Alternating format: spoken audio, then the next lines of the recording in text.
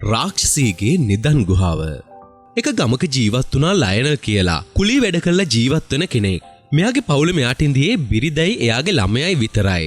Lionel කුලී වැඩ කරලා ජීවත් වුණත් එයාගේ අතේ නිතරම වගේ සල්ලි ගෙවසුණා. දවසක් ලයනල් ගෙදර ආවම පස්සේ ලයනල්ගේ බිරිඳ ලයනල්ට මෙහෙම කිව්වා. මහත්තයා, හෙට අපේ ළමයාගේ උපන්දිනේ. උපන්දිනේට පාටියක් දාන්න තියෙනවා නම් ළමයා ටිකක් සතුටු වෙයි. හරි එහෙනම් මේ පාර අපි ජයටම උපන්දිනේ ගමු. මෙතන ඇති වෙන්න සල්ලි තියෙනවා. මේ සල්ලි මදි වුණොත් මට කියන්න. මම ඕනි තරම් සල්ලි දෙන්නම්. ගමේ හැම එක්කෙනාටම උපන්දින පාටියට එන්න කියන්නකෝ. එහෙම කතා කරගත්තේ ඒ දෙන්නත් එක්ක ඒ ගෙදර ලස්සනට ළමයාගේ උපන්දින සාදි පැවැත්තුවා. මේ උපන්දින සාදෙට රමේෂ් කියලා කෙනෙකුත් ඇවිල්ලා ඉඳියා. ලයනල් කුලී වැඩ කළත් මෙච්චර මෙයාට කොහොමද සල්ලි තියෙන්නේ කියලා රමේෂ්ට ලොකු ප්‍රශ්නයක් වුණ හින්දා රමේෂ් ඒක ලයනල්ගෙන්ම ඇහුවා. ඔයා මෙච්චර ලොකු පාටියක් දැම්මේ වා කුලී වැඩ කරලා හම්බ කරගත්ත සල්ලි වලින්මද? වා කුලී වැඩ කළත් මෙච්චර පොහොසත් විදියට ඔයා කොහොමද ජීවත් වෙන්නේ? ඔයාට එච්චර සල්ලි කොහෙන්ද? ඔව් මේ මම කුලී වැඩ කරලා හම්බ කරගත්ත සල්ලි තමයි. මම මහන්සිලා හම්බ කරන සල්ලි ඉතුරු කරගත්ත හින්දා තමයි මට මෙච්චර සල්ලි තියෙන්නේ. වෙන මොකුත් රහසක් නෑ මගේ ළඟ.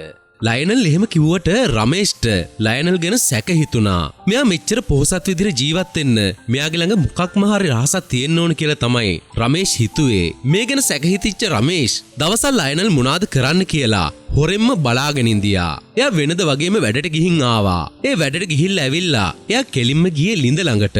මේ ඔක්කොම රමේෂ් බලාගෙන තමයි ඉඳියේ. රමේෂ් දැක්ක ලයනල් ලිඳ අස්සට බහිනවා.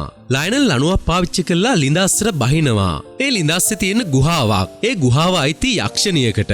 ඒ යක්ෂණිය හැමතිස්සම නිදියගෙන තමයි ඉන්නේ. ඉතින් ලයනල් කරන වැඩේ යක්ෂණී නිදියගෙන ඉන්න වෙලාවට ඒ ගුහාවට ගිහිල්ලා ඒ ගුහාව අස්සේ තියෙන රත්තරන් ටිකක් මල්ලකට දාගෙන ගොඩට එනවා. මේක දැක්ක රමේෂු කරන වැඩේ ලයනල් වගේම ගුහාව අස්සට ගිහිල්ලා මල්ලකට රත්තරන් ටිකක් පුරවගෙන එයා එයාගේ ගෙදරට ගිහිල්ලා මේ ගැන එයාගේ බිරිඳට කියනවා.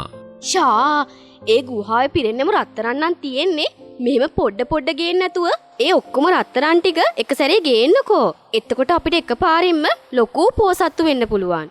බිරිඳගේ කෑදර අදහසට කැමති වෙච්ච රමේෂ් ඊළඟ දවසේ නිදන් ගුහාවේ තියෙන ඔක්කොම රත්තරන් ටික ගේන්න කියලා හිතාගෙන නිදන් ගුහාවට ගිහිල්ලා රත්තරන් ටිකක් මල්ලකටත් දාලා ගුහාවේ බිත්තිවල තියෙන රත්තරන් ටිකත් ආයුධයක් පාවිච්චි කළා ගලව ගන්න පටන් ගත්තා. රමේෂ් බිත්තිවලට හයියෙන් ගහන හින්දා ඒ සද්දෙට ඔය එක්කම වගේ රාක්ෂසීත් ඇහැරෙනවා.